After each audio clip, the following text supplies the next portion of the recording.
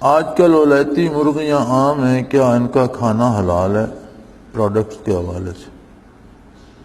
اگر یہ حلال ہیں تو طیب بھی ہیں ان کی فیڈ کے حوالے سے۔ بھئی دیکھیں،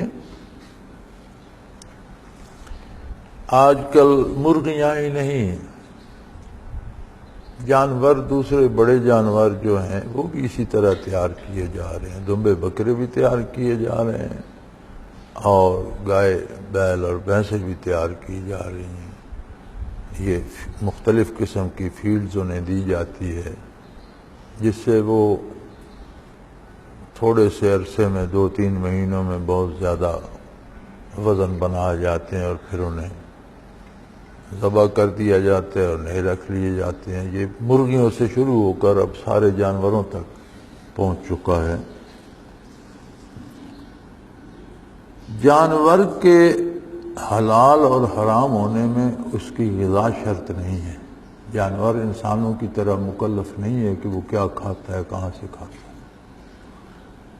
جو مرغیاں عام گھروں میں ہم دیسی مرغیاں رکھتے ہیں، یہ بھی تو سارا دن اروڑی کے ڈھیر پھولتی رہتی ہیں اور اس میں سے کھاتی رہتی ہیں، گندگی بھی اور ناپاک چیزیں بھی، کیڑے مکوڑے کھا جاتی ہیں، سپولیے کھا جاتی ہیں۔ تو یہ جو مرغیاں عام گھروں میں دیہات میں رکھتے ہیں، ان کی کوئی غذا پاک تو نہیں ہوتی، سارا دن یہ بھی تو گلیوں میں پھرتی ہیں اور گند بلا کھاتی رہتی ہیں۔ تو وہ مرغی کے کھانے کا جو ہے کہ اس نے کیا کھایا، اس کا اطلاق مرغی پہ ہوتا ہے اور وہ شریعت کی مکلف نہیں۔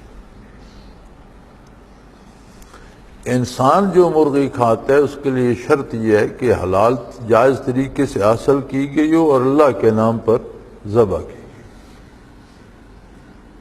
یعنی یہ 2 شرطیں ہیں کہ ایک تو وہ حاصل جائز طریقے سے کرے اور دوسرے وہ ذبح شرعی طریقے سے کی گئی۔ اب اس میں بھی ایک مسئلہ آ گیا ہے کہ اب ذبح کے لیے بھی مشینیں لگ گئی ہیں اور ایک اس میں کیسٹ لگا دی جاتی ہے، وہ کیسٹ تکبیر پڑتی رہتی ہے، مشین جانور کاٹتی رہتی ہے۔ تو یہ طریقے میری سمجھ میں تو نہیں آتے، میں نہیں سمجھتا کہ یہ حلال ہے۔ اگر کوئی واقعی ذبح کرتا ہے تو وہ تو درست بات ہے۔ ہاں، جو خوراک جانور کھاتے ہیں اس کا جو جسم پہ اثر ہوتا ہے کہ اس میں غذا کس قسم کی گئی ہے اور اس سے کوئی بیماری تو پیدا نہیں ہوئی، وہ الگ سوال ہے۔ وہ ہمیں خود غور کرنا ہے کہ یہ میڈیکلی فٹ ہیں کہ نہیں، ان کے کھانے سے کوئی نقصان تو نہیں ہوگا۔ تو یہ جو کہا جاتا ہے کہ انہیں جو مردہ مچھلیاں کھلا دی جاتی ہیں یا جانوروں کا گوشت کھلا دی جاتا ہے، یہ وہ اس کا کوئی فرق نہیں پڑتا، کیونکہ ہمارے پاس دیہات میں گھروں میں جو مرغیاں ان کی کیا، ہم ساری سالے اور حلال غذا ہی کرتے ہیں، وہ بھی تو ہر چیز کھاتی پھرتی ہوتی ہے۔ تو وہ اس کا مکلف تو انسان نہیں ہے، جانور جہاں پھرتا ہے کھا لیتا ہے۔ اور یہ اچھی بات ہے کہ عمدن جان بوجھ کر انہیں حرام نہ کھلایا جائے۔ یہ جو فیڈ دی جاتی ہے اس میں تو میرا خیال ہے عمدن زیادہ حرام ملا دیتے ہیں، بلکہ دم مسفوح ملا دیتے ہیں اور مردہ جانوروں کی چیزیں ملا دیتے ہیں۔ تو بہرحال اس کے 2 اثر ہیں، ایک شرعی طریقے سے تو اس میں تو گنجائش نکل سکتی ہے کہ کوئی ناپاک چیز کھائی تو جانور نے کھائی، وہ تو مکلف نہیں تھا، جب جانور کے وجود کا حصہ بن گئی تو پھر وہ چیز نہ رہی، پھر وہ مرغی کا گوشت بن گیا۔ تو اگر شرعی طریقے سے ذبح ہو، حلال کی جائے تو ٹھیک ہے۔ ایک دوسرا اثر ہے کہ مرغی نے کیا، مثلا مرغی نے کسی نے زہریلا کیڑا کھا لیا، ہم نے ذبح کی، اس زہر کا اثر ہم میں چلا گیا، تو وہ تو ایک مسئلہ جو ہے وہ طب کا یا میڈیکل کا ہے نا۔ تو اس کے حوالے سے بندہ خود دیکھ سکتا ہے۔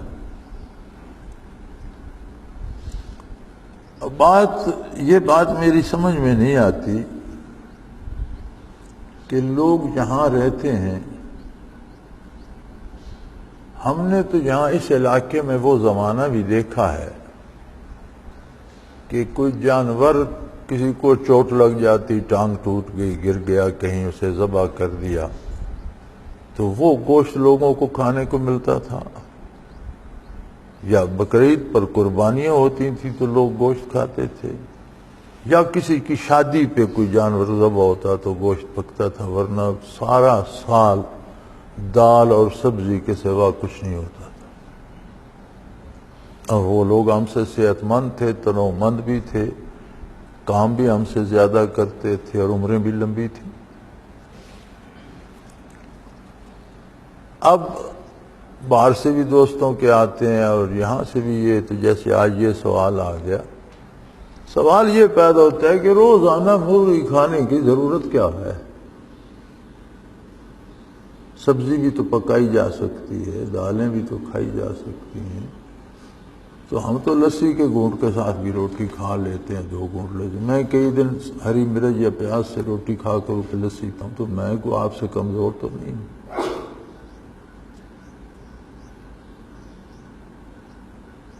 روٹی کھانا ہوتی ہے زندہ رہنے کے لیے، زندگی کھانے پر قربان کرنا جہالت ہے،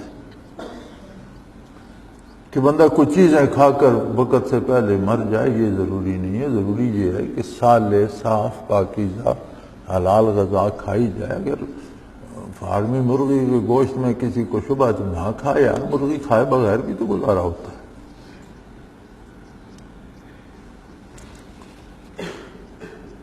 تو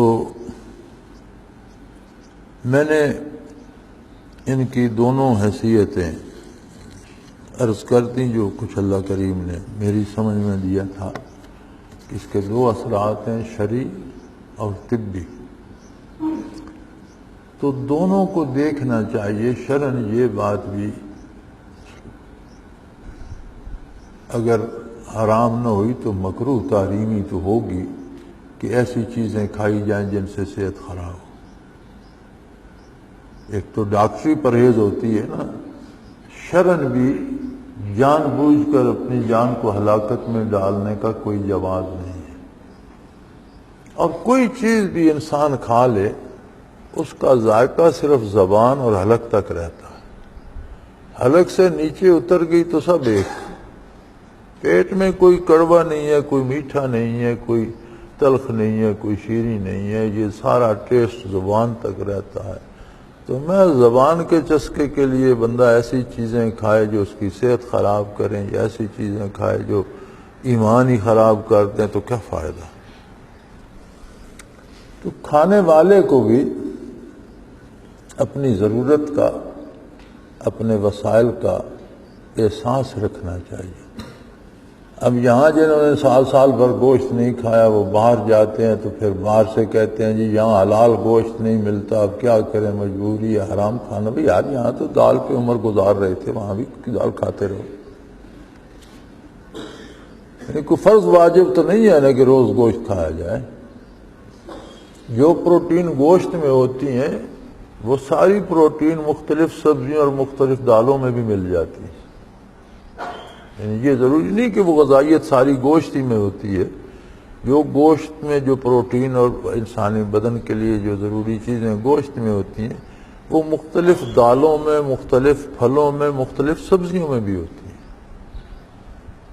تو جہاں شبہ ہو، یقین نہ ہو، وہاں بہتر ہے کہ اجتناب کیا جائے، کیونکہ محفوظ راستہ یہ ہوتا ہے کہ جہاں شبہ ہو وہاں قدم نہ رکھا جائے، اور جہاں یقینی علم ہو اس طرف جایا جائے۔